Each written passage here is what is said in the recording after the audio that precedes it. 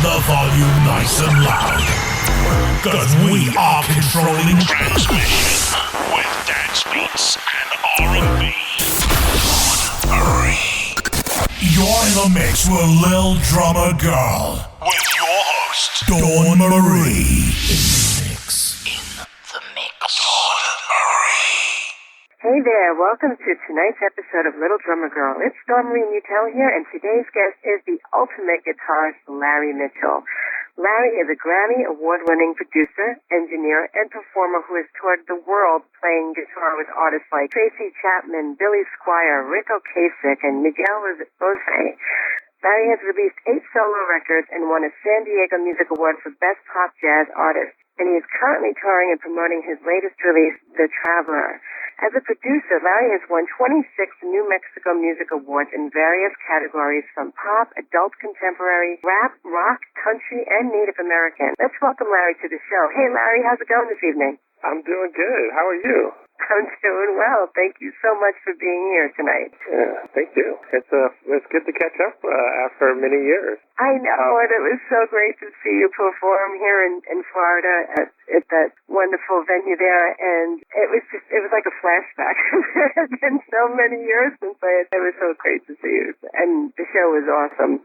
Thank you. Thanks for coming out. Yeah, I like coming down. That was in Dunedin since the first time, maybe almost 3 years ago. We've come down to Dunedin and had a great time and just loved that area down in Clearwater and Tampa and stuff. So.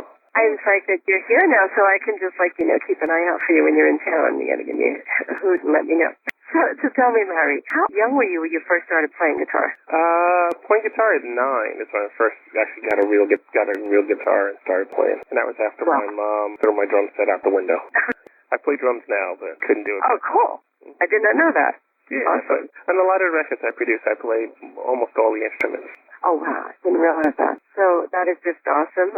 So did something inspire you to begin playing the drums, let alone then to the guitar? I don't know. I've never, actually, that's a good question. No one's ever asked me that question before. I never thought about it, but I think drums is just, as you're a kid, I must have seen someone hit a drum set before, and you kind of go, wow, that's cool. I do know that my mom had told me that I used to grab the broom for, whenever Elvis would come on the radio, and I would strum a broom. There you go. Yeah, but drums, I just think that I must have seen somebody hit a drum set before, and I can't remember who or where. You want to hit something like that. And she actually threw him out the window. When one of those moms didn't play. I love it. Watch TV, don't hit those drums. I'm trying to watch TV. Okay. Hit the drum again. And she hit the drums one more time, they're going out the window. And she didn't make idle threat. I love it. That's classic. What was your first break in the business? It depends on what level break. Gotcha. Well, when you first started playing out, how old were you? 17, I think. 16, 17. Oh, wow, you were young. Yeah. So did you start a band around town and then? I played with guys with the high school with.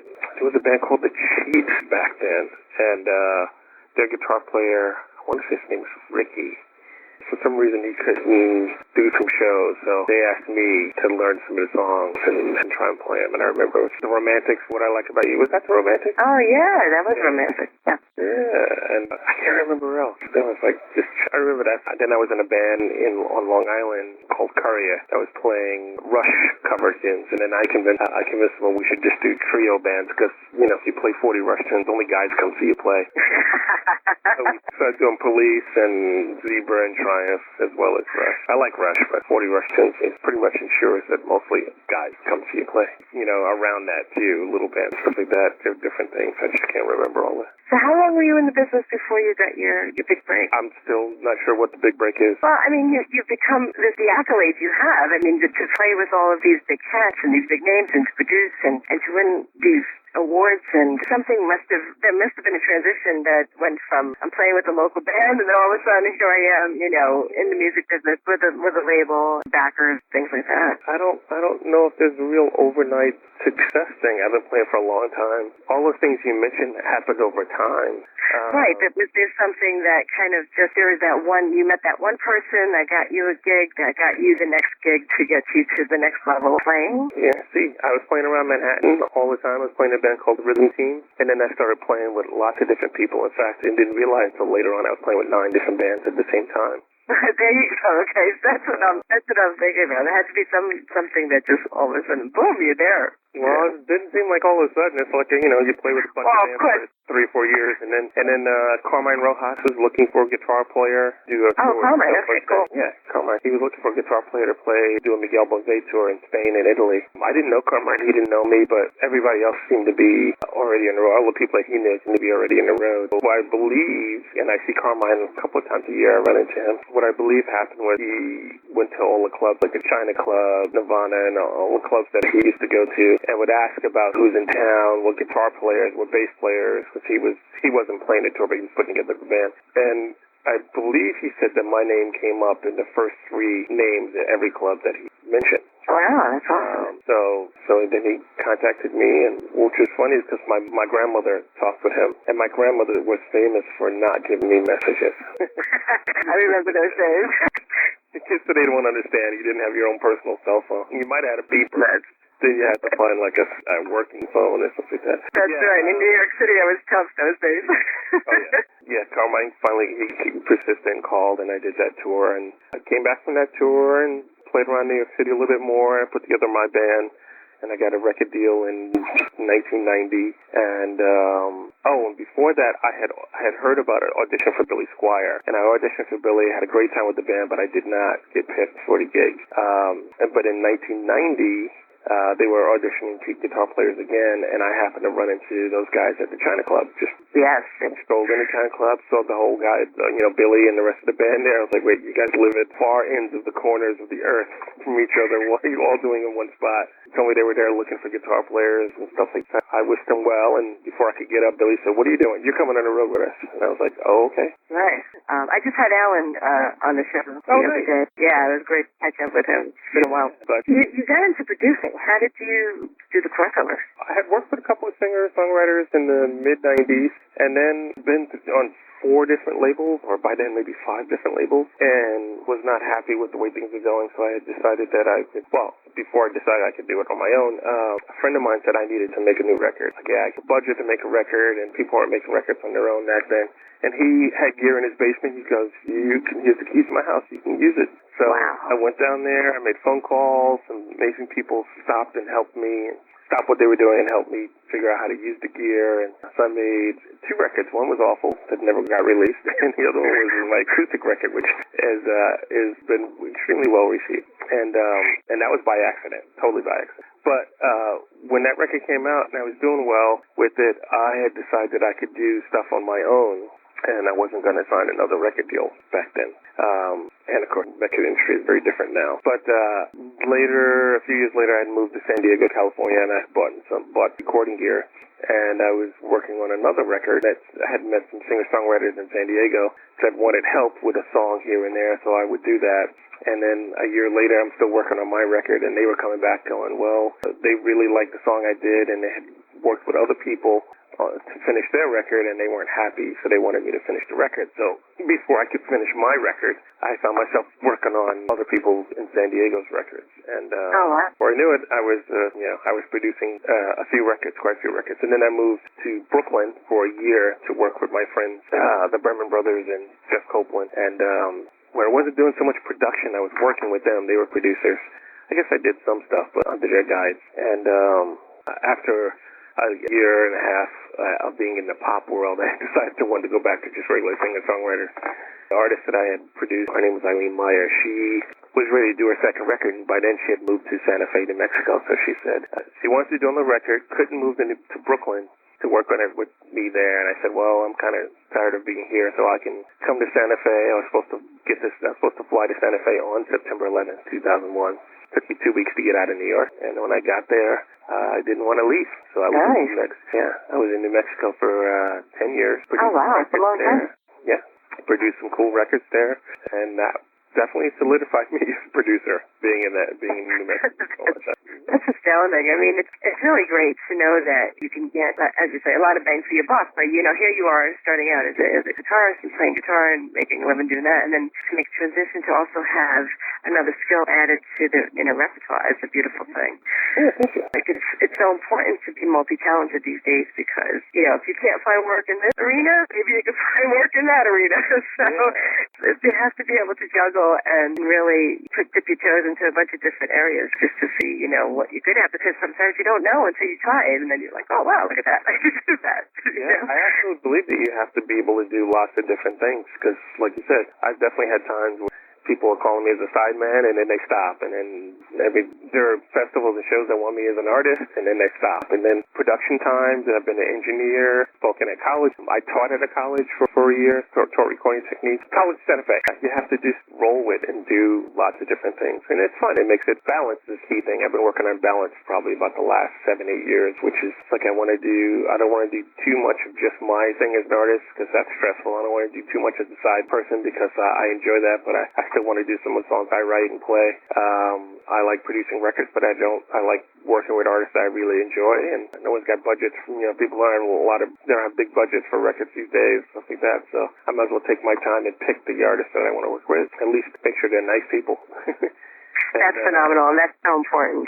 Yeah, you just want to do different things and stuff like that, but a balance of it, not too much of anyone. So speaking of new things here, I mean, you have a new release of your album called The Traveler. Can you tell us a little bit about that? The Traveler, I went back to the last record, has quite a few players on it. The record before that, The Sonic Temple, has no extra players on it. It's just kind of all me. So this one goes back to that. There is one other player, Dawn Avery. She's a cellist, a Native American Mohawk descent cellist that I produced several records for. And I love the cello. I had played keyboard strings and programmed keyboard strings. And I was talking with her, and she goes, well, send me the tracks. I'd love to play, playing it. So she doubled some stuff. She added different things here and there. And so she's the only other person on the record. I'm totally digging it. Not just because it's my newest record. I just really dig it. It's got songs. It's got at least 4 songs I've been playing live with my trio for the last 2 years. I had done a streaming-only EP of 4 songs. So there are different versions of those songs from a year and a half ago. That's a great idea. Yeah.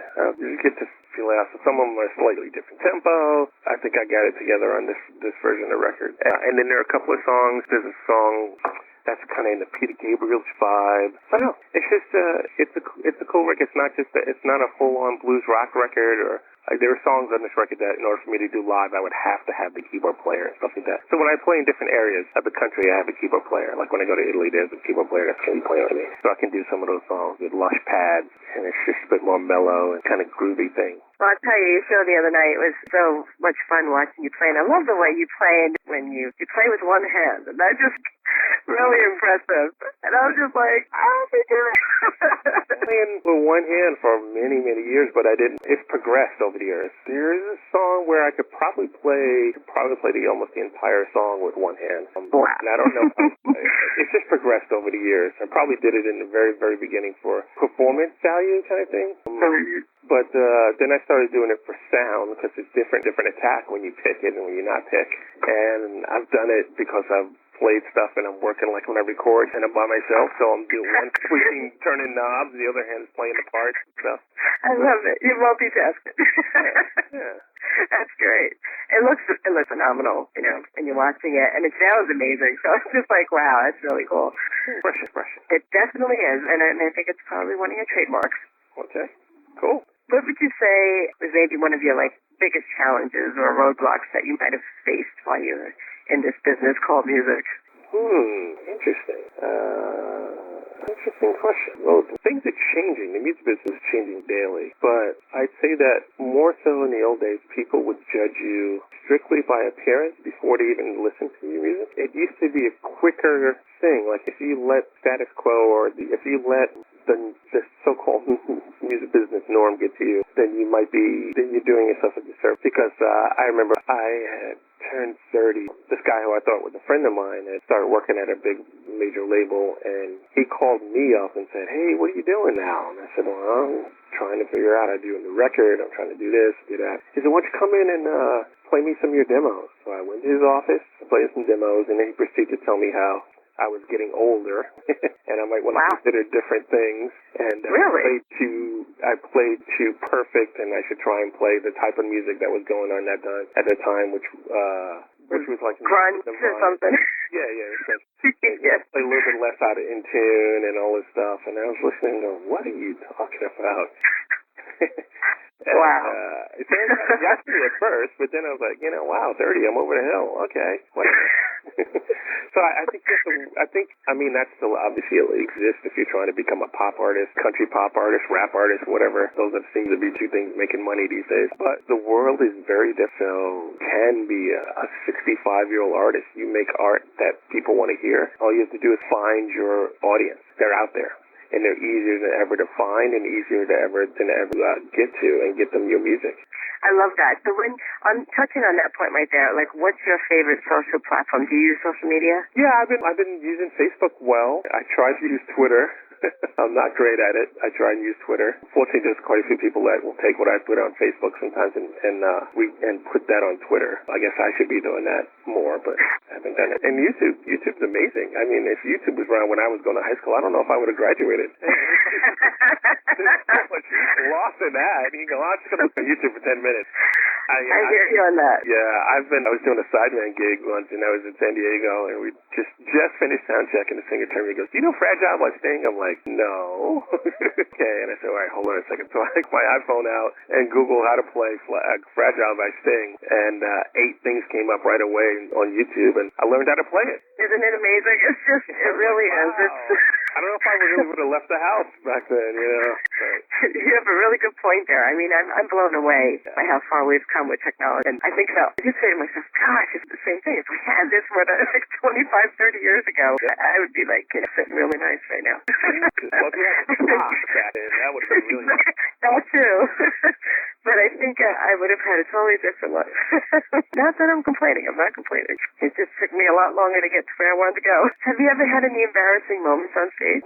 I had my one moment of stage fright on the Miguel Bose tour where they kept teasing me because I was running around the stage like crazy. They said, "Aren't you nervous? You never did tour this big before." We did a 90,000 person show. Holy moly! In Spain, there were like 20 and 40,000 people at shows, and we were playing in Madrid, and they were recording it. That show is actually on YouTube too. What's it called? I'd love to check it out. Miguel Bose live. I'll send you a link. I can't remember what it's called, but it's Miguel Bose live in Madrid. But the beginning show, all right, so we went to Italy, and we rehearsed for, I think, a month and a half. We learned a bunch of songs. There's 3 Americans, Warren McRae, Alan Child, and myself. And then everybody else was either Italian or Spanish. And we learned the songs in Italian. Not that we spoke Italian, but the set list was in Italian, and they'd say the name of the song, and we, after a while, you know what it was. Get to the first venue in Spain, the Plaza de Toros, bullfighting ring, and wonderful. It was in Madrid. Get on stage, look down. Now, we didn't play the exact same set every night. There were, a couple of different start possible, stuff like that. A couple of choices. Get on stage, everybody's ready to go crazy, and wait for Miguel to come on. I look down, and I don't recognize a song in the set. No way! I go, "Warren, what's the first song?" He goes, "It's, I don't know." "Alan, what's the first song?" Alan's like, "I don't know." So we call the Italian musical director, and we ask him what the song. He tells us in Spanish. "Yeah, that doesn't help. Tell us in Italian." And he's looking at us like, "What?" So we go through that, do the first song, second song. Now there are cues. Like a lot of times, if you work out a show, you'll see like the artist, maybe the band will do, or the artist will do 3 songs, and then they stop and talk to the audience. And it could be anything, but there might be a cue word that means they're done and get ready to start the next song. And a lot of people have been doing that for shows all the time. It's like, you can talk about anything, but then you got to wrap it up with something that says blah, blah, blah, cue for the next song. So I remember he's speaking in Spanish, and I have no idea what he's saying. So he's talking to the audience, and I'm going, I still don't know what the next song is. And as I look up, there's a camera guy in front of me. There's 7 cameras on stage. Oh, no. Camera guy in front of me, and then I look to the left, there's a camera guy walking towards me, and then I look to the right, and I can see from a distance there's a cameraman going, "I definitely start this next song." I just have no idea what it is. That's too much. I would have freaked out. There's my moment of stage fright. And Miguel, obviously, during that time, I forget what's going on. Miguel obviously says the magic word in a language I did not understand. And I have no idea what the first song is. And they're looking at me going, yeah. That's so embarrassing. I have no idea. I would have cringed. Myself. So would I think Enzo realized what was going on and either started or told me what was going on and stuff like that. So. That's a great story. So tell me, Larry, are you ready for the 11-stroke roll rapid fire interview? The what? The 11-stroke roll rapid fire interview. I ask you 11 questions. Okay. Quick questions. Okay. Right. Your favorite guitar? My new Nag Severn guitar, made in America, made in Maryland. Love it. Your favorite food? Oh, I'm not a big food person. Toss up between bacon and sorbet. Mm. Your favorite band? That's a tough one. I am a huge U2 fan and a huge Prince fan. You mean band, not artist, not solo artist? No, either or. I'm going to say the most influence, when I go to artists I go to, tough times, it's got to be Prince. Cool. Your favorite song? Wow. A toss-up between Purple Rain and Sometimes It Snows in April. Prince, both by Prince. Cool. And your favorite travel spot? I love Salzburg, Austria. Oh, pretty. And your favorite person to hang out with? Oh, that would get me in trouble. I have lots of friends. I don't know if I have a favorite. Peace zone, tranquil spot. It used to be, when I lived in San Diego, California, it used to be the self-realization garden. You don't have to be a member there, but they open it every day. I think it's a Monday. You can just kind of go there and meditate and chill, and right on the ocean. Sounds beautiful. Lately, I've been bike riding, only when I've been home. Although I did ride when I was in Venice, Venice Beach, California. But I have a bike, and I try and get up 7:30, 8 o'clock when I'm home and ride before it gets way too hot. And I just discovered through a friend, Robert Trent Golf Trail, and right behind my house is basically the Grand National. And it's beautiful. That sounds beautiful. Yeah, it's just very cool. So. Car or motorcycle? Dine in or take out? Oh, cool. Those are fun. Yeah, I love my car. I am probably more a takeout and eat it at home on the couch watching TV or while I'm working. Cool.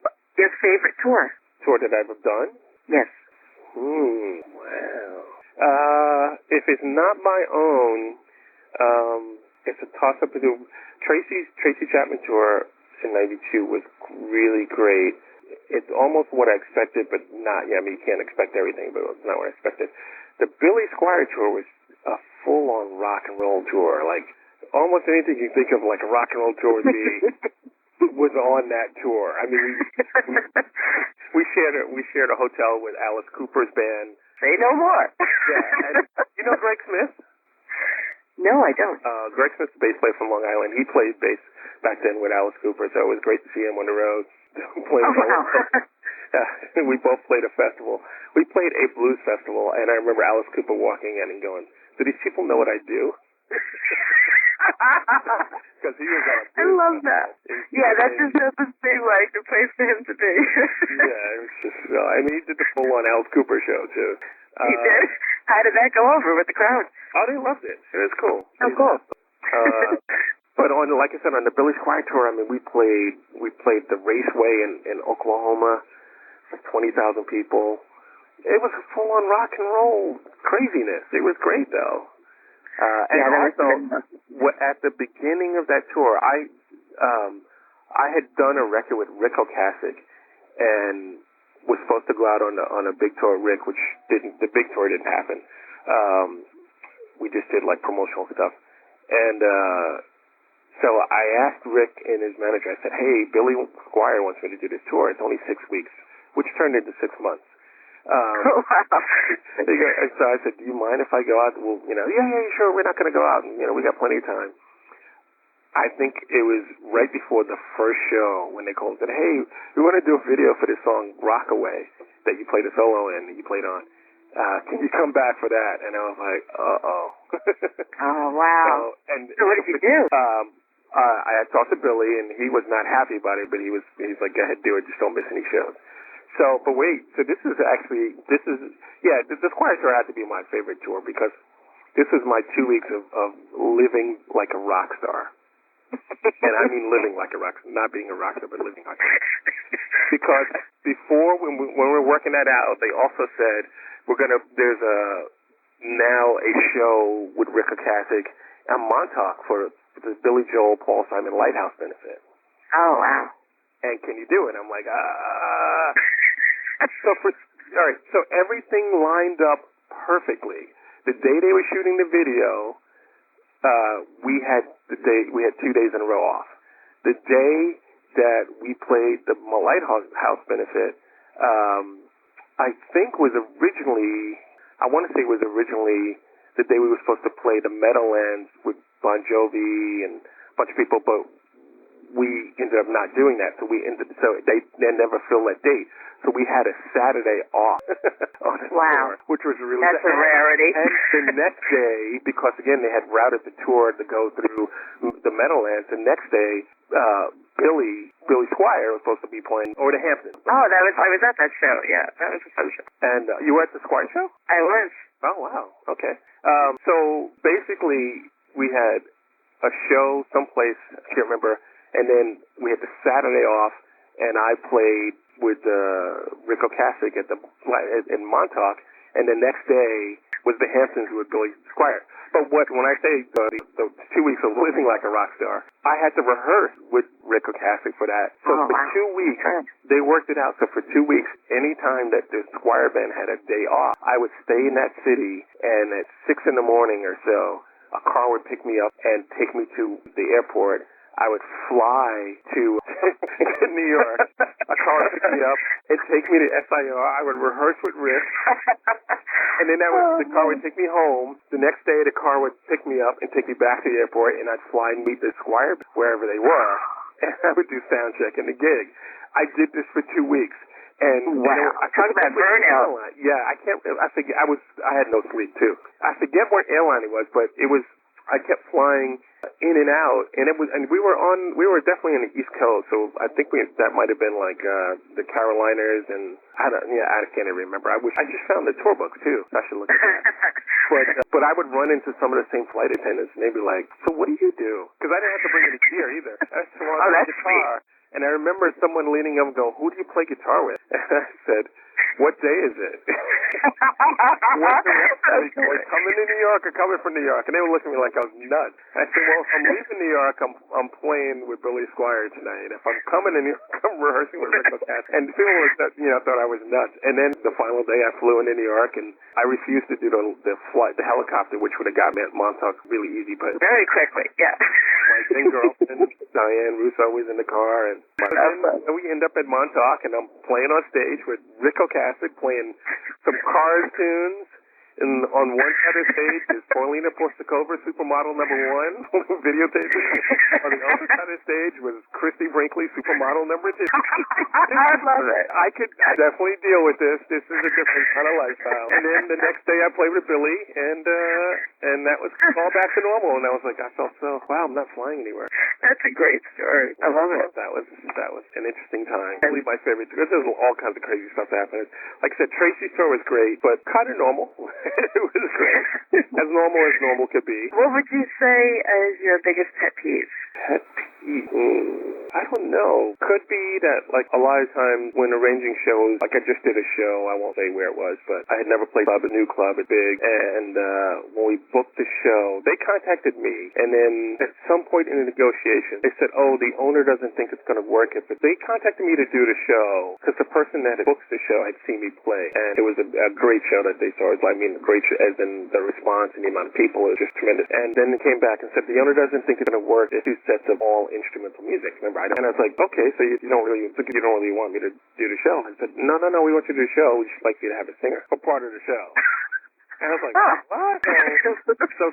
So I said, well, I can bring a singer and a singer that I used at the show that they saw me. So they agreed to pay extra money to fly this singer in because they didn't think that it was going to work. But meanwhile, they wanted me to do my normal show, which seemed really bizarre. That's twisted. Yeah. And when we did the show, it was a really great time. And I'm glad we brought my friend out because it just worked out really nicely as a show. But after talking with them, it totally would have worked if it was just my normal instrumental show. Absolutely would have worked. And they realized. And that's kind of nervy to ask the artist to do that if, you're asking for one thing and then, by the way, let's just change the show. Yeah, I was actually ready to not do it. Well, what we did was we brought my friend out, John Kerswick. You saw John. I saw John. That was awesome. Yeah. So basically what we did was we did my show, and then in the middle of it, I broke it down to acoustic, and then I handed that position over to John. He played one of his songs, a couple of his songs, and then we played a couple of his songs electric, and then we continued from there. But so it was fun, but it totally would have worked the normal